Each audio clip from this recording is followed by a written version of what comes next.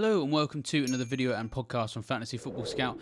My name is David and today we are continuing our series of FPL Scout Report videos where we have a look at new players coming to the Premier League, some players who've changed one Premier League club for another, and in some cases new managers at those clubs as well. And today we are going to be having a look at one James Maddison, who has made a very high profile move in the Premier League ahead of the new campaign, leaving behind Leicester after 5 years of service there to join Tottenham Hotspur for roughly £40 million, which in the current market you could argue is a little bit of a value move for Spurs. And so the big question on everybody's lips is he going to be a key FPL player for the new season? And the signs are already encouraging, bearing in mind that this is a man that we've all owned at various points in the last couple of years. 10 goals, 9 assists and 30 Premier League appearances for Leicester this season, despite Leicester not really being very good and getting relegated as well. So it's promising signs, but let's dive into a little bit more information on that. And before we do that, I do just want to point everybody back to fantasyfootballscout.co.uk, the website that is, and the editorial team of Neil, Tom and Mark, which is where a lot of this information comes from. Tom has done a fantastic article on Maddison ahead of his debut campaign for Spurs. So go check that article out if you want any of this in more detail. So 5 years at Leicester then, 5 Premier League campaigns for Maddison, and it's been a very productive time. So 163 Premier League appearances for the Foxes, 43 goals and 39 assists, and 57 of those attacking returns have actually come in the last 3 campaigns, and 21-22 season was where he was at his peak. And the sustained form that he's actually been able to offer over a relatively recent times is very encouraging. And so if we have a look at what he has achieved since Gameweek 13 of 21-22 season, he had a bit of a slow start to that campaign, but since that point in time, he has actually been a very reliable player whenever he has started. So in that time, 48 starts, 21 goals, 20 assists, 32 bonus, 290 FPL points, and a stat here which is perhaps the one that's the most relevant. Points per start in FPL, 6.1, which is actually really, really nice for someone who has largely been a mid-priced midfielder in that time.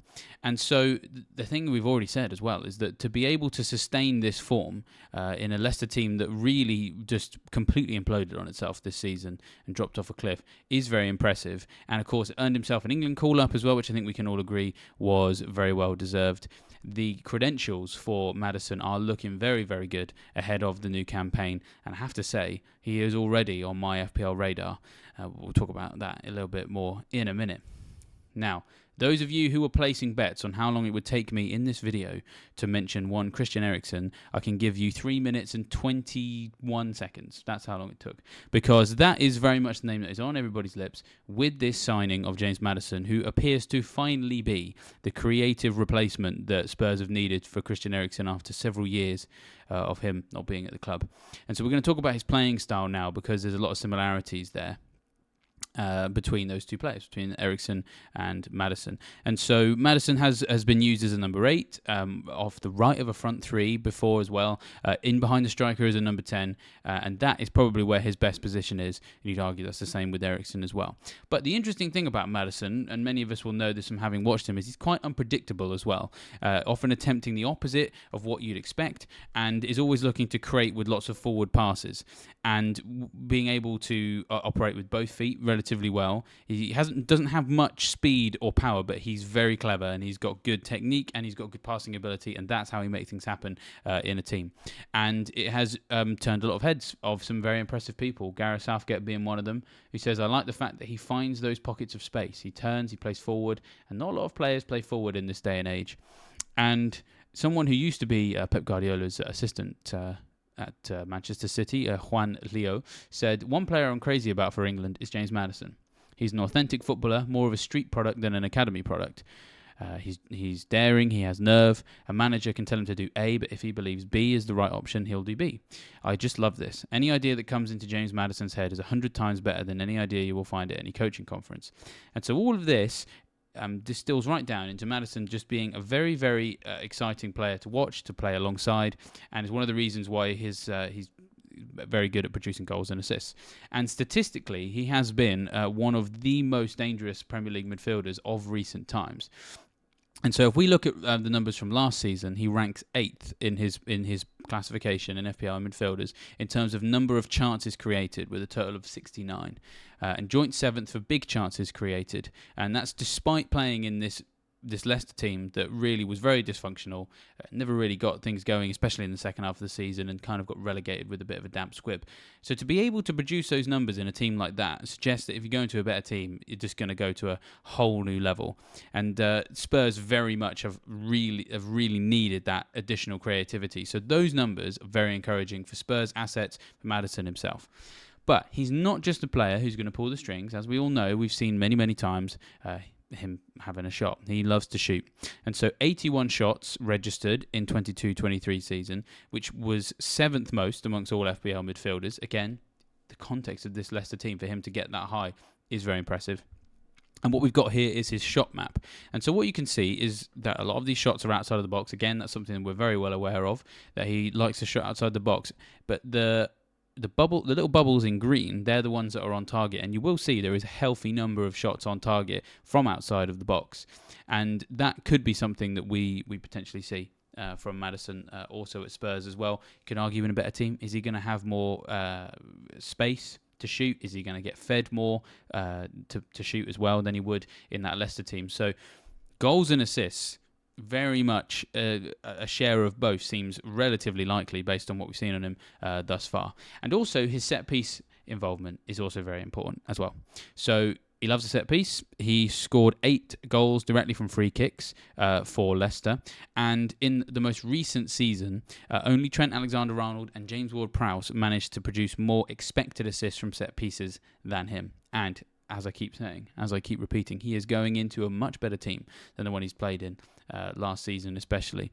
And so you've got to expect that he can really consolidate those numbers and maybe even finish the season top for XA from set pieces. So lots and lots of things to like about him. But I keep talking about this team that he's going into being better than the one he's left, so we should probably talk about Spurs and talk about the context with which Maddison is going to be working with. And it's all change at Spurs. New manager and new signing as well in Maddison. Possible that Harry Kane's going to leave. One thing we definitely know is that the playing style is going to be very, very different. If you were expecting more of Spurs to be playing very attritional football, sticking everyone behind the ball, sideways passes, trying to eke out a 1-0 win, then you have come to the wrong place, my friend, because you will not get that at Spurs this season. And if you want more information on Postecoglou and what he's going to bring to Spurs, then check out our video and podcast, depending on which platform you're accessing us on. Full video and podcast on Postecoglou and how he's going to change Spurs and what he's going to bring to the table. And one thing that he has, until Maddison was signed, you looked at the Spurs squad, what's the one thing that he was missing? And that is creativity. Maddison is going to come in and he's going to transform that. So first things first, when you look at what else is available at Spurs, Maddison is a sure starter, you would expect, every week. Because in terms of what is available in terms of central midfielders for Postecoglou right now, you've got Højbjerg, you've got Bentancur, Skip and Bissouma, all very much box-to-box defensive types. And interestingly enough, between the 4 of those players, collectively, their chances created stat for last season was just 59, which is actually 10 fewer than Maddison managed on his own at Leicester, the team who got relegated. And so he is going to be the absolute key creator in that team. Now, where's he going to fit in terms of the formation and positions? Well, Postecoglou prefers a 4-3-3. As I said, you can check out some more about what he likes in terms of formations in that scout report that we did on him. 4-3-3 is a shape that Maddison can fit into quite nicely. He's played it at Leicester, he's played it for England as well. And so we could potentially see him as a bit of a number 8. But Postecoglou does sometimes like to shift towards a 4-2-3-1, sometimes in game when his team is in possession, and so we could see a midfield 3 of Bissouma, Bentancur, and Maddison, with Maddison in a sort of hybrid number 8, number 10 role, which he could probably also do quite well as well when we consider that he has played in a number of different positions for Leicester and for England as a number 10, as a number 8, sometimes out wide as well. So that shift to something different in possession is something he should be able to adapt to quite nicely. Postecoglou himself does like to have a number 10 and doesn't really necessarily mind where that number 10 plays, in the sense that someone who can play number 10 from the wings is someone that he's potentially interested in as well. And so, that's not a traditional 10, but hopefully you get the analogy. We've got a quote here when he was at Celtic talking about how important it is to have a number 10. And so he obviously is speaking about his Celtic team here, but it really gives you an insight into what he's thinking of in terms of creativity. So if you look at our team now, I've got 4 to 5 wingers, and they're all wingers, but they've all got different qualities. Some have speed, some are better on the dribble, others are just great at getting on the end of things. So depending on who we play, it's about team selection. It's the same with the midfield dynamic. Do I need 2 more dynamic midfield players? Do I need 2 number 10s? Do I need an 8 and a 10? I've tried to build teams where we'll play our 4-3-3, but then can look so different depending on the 11 I put out there. That way, we don't have to change too many fundamentals in terms of our approach, but having those players will mean that when we do change, it tweaks us just naturally. And so, kind of an extension there of what we were talking about in terms of the formation as well, that we could see Maddison having to shift from one role to another in-game, something that he's done before, and something that hopefully can help him do well in FPL and help those around him. In terms of what else is relevant in that Spurs context then, Spurs themselves didn't have a very good season last time out. But, as I've said, it's a clean slate there, in my opinion. And the fact that they didn't get European football, I think, is a massive factor here, because it's a bit like Chelsea. They're going to have the opportunity to just focus on the Premier League when some of the other teams that are going to be competing for their sort of slots in the sort of 4th, 5th and 6th areas are going to be competing in those European competitions and potentially stretched thin in terms of squad depth, injuries, and everything is going to come into it. Spurs don't have to worry about that. So that's another big advantage for Maddison, is that he should just be able to focus on the Premier League, and that's it. Good season to really bed into the new club. We've already talked about the attacking football that Postecoglou is going to bring to the club. That's going to benefit Maddison as well. And we have to talk about those who are going to be around him too, because with Kane, Son, Kulusevski and Richarlison all around, they are players who, I was about to say, can stick their chances away. I know Richarlison hasn't done that historically for Spurs, but he has for Brazil, and we've got a new manager who likes working with centre forwards. So, I'd expect all of those players' numbers to get elevated by this new manager. Maddison is just going to help consolidate that elevation even more, in my opinion. Kane, we don't know what's going to happen there. Do keep an eye on that throughout the rest of the summer. That's going to be a big blow if they lose him. Can they turn Richarlison into a new Harry Kane? Very difficult to say with confidence they can do that. But at the very least, whoever is left behind is going to have a very creative player behind them who is clearly more creative than all of the other central midfield players that they've got when you just look at how creative Maddison was last season. So on paper, you could say Maddison is the most likely player to assist whoever it is who's putting the Spurs goals away, with the exception of probably Son, who, if he does stick with Kane, their partnership is of course very, very profitable. Now, we have to talk about price. I think that this is why I'm so excited about Maddison, is that Son and Kane, if Kane is still there, they're both going to be very, very expensive. They're going to be premiums. Son may have a bit of a drop-off, but is he going to drop down to the price we'd expect Maddison to be? And we're sort of anticipating maybe 8 million, 8.5 if FPL Towers are being a bit stingy, a bit Scrooge-like, could happen. But 8 million seems the most likely. And that's going to be a good million, 1.5 million, possibly even 2 million cheaper than Son. And so that right there is very just worth being aware of if that happens. Game hasn't launched yet when I'm recording this. That is something that makes me quite interested in them, because 8 million, much easier, of course, to factor in an 8 million midfielder into our FPL team than some of those premiums. And the other thing about Kane especially, again, if he's still there, I had him for large parts of last season. In fact, I had him all the way up to the World Cup, and he had his best ever season. He did very, very well across the course of the whole campaign. But it was more from just the consistency of getting 6, 7, 8 points every week, rather than necessarily exploding with the same explosiveness as Haaland or a Salah.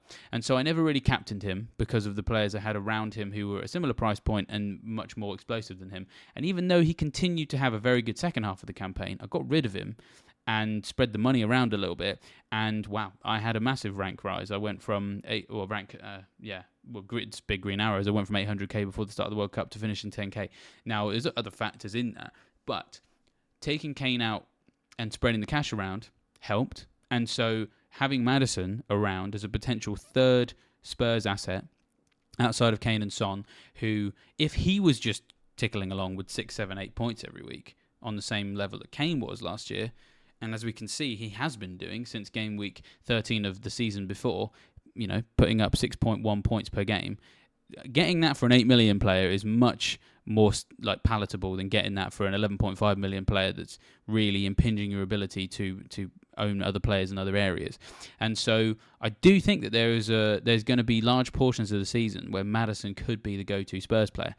Now, where that's going to happen is largely going to depend on the fixtures, and it's worth us looking at the fixtures now, because there's a lot of things that are new at Spurs this year, which is probably going to make people a bit nervous to invest too soon. As I said, the Kane thing, and I'm obviously a broken record on this. We don't know what's going to happen there. So lots of things up in the air about Spurs. And so a good time to invest in Spurs could be game week 3. Now, we've already covered this in some of our fixture videos, both in terms of who's got the best fixtures in the first 6 and the best time to wildcard or mini wildcard. I am looking at doing a mini wildcard in game week 3, as I usually do, which is to roll my transfer in game week 2. So that going into game week 3, I can either make 2 changes for nothing, or I can make 3 changes for a -4. And that's quite useful. And that is actually conveniently when Spurs fixtures really start to brighten up. So game week 1 away at Brentford, not so much of a nice fixture these days. Man United at home game week 2, very much the same thing. United could have a good campaign this year. They're making good progress under Ten Hag. But game week 3, that's when Spurs fixtures really look nice. So Bournemouth away, Burnley away, Sheffield United at home. Then Arsenal away game week 6. There's going to be goals there. There always is in a North London derby. Then at home to Liverpool in game week 7, which as far as I can see shouldn't really be a red fixture for attacking players anymore, because Liverpool's defence last season was pretty shocking. Then Luton away game week 8, Fulham at home game week 9, Crystal Palace away game week 10. So you could have a good look at game weeks 1 and 2, see how Maddison, Son and or Kane, depending if he's still there, get on in the first couple of game weeks, and then jump on game week 3. That seems to be where I feel like that's going to be when to do it. On the whole, I'm relatively confident about Maddison having a good year. He's at his peak, I think, in terms of his career. He's coming into Spurs at a good age as well, which is normally the age that he is, about 26, 27. He's coming in. That's when people are traditionally at their peak as a midfielder. Into the England team now, so that's going to boost his confidence. And the thing is, he's just coming into this team to really be exactly what they need, a creative hub. There's going to be a lot of focus on him, and he's the sort of player that does enjoy a prominent role in open play, set pieces as well. Allows him to sort of, strut about the pitch with a bit of swagger.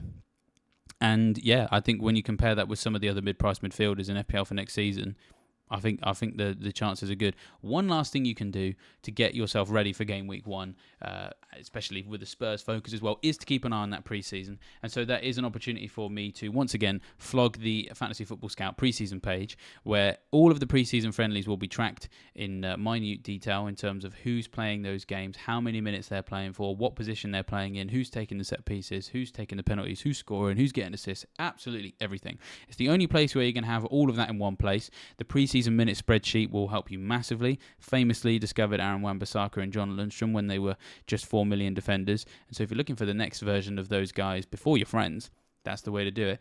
And yeah, that is going to help you see how Maddison is bedding into that Spurs team. And some of that is behind or is part of the Fantasy Football Scout membership as well. So make sure you head to the website and check out which of the packages is right for you and get one of those ahead of the new campaign so you can beat your mates in your mini league.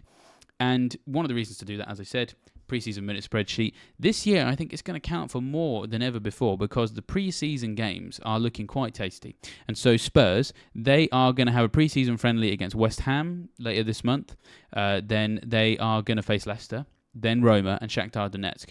And there's a lot of Premier League teams participating in big, high-profile preseason games in America, for example. And so with that sort of commercial pressure and the opportunity to test your best players against some really good teams in the preseason before game week 1, I do think we're going to learn quite a lot about the Premier League teams this year, rather than necessarily see a string of players you've never heard of get a ton of minutes and sort of, become the fly in the ointment of you trying to work out what the best 11 is for each of these teams. So use that to your advantage. Keep an eye on the Fantasy Football Scout preseason page with the focus on Maddison and Spurs in this particular video and podcast. I think that's a good place to work out what role he's having in that team and how quickly he can have an impact on elevating that team to a level where you would expect if they had an insightful creator just like him.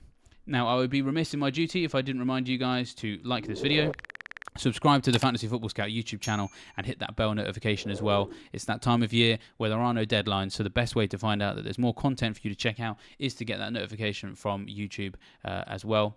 And with that, I will leave you fine, folks, to enjoy the rest of your summer, and I will see you next time.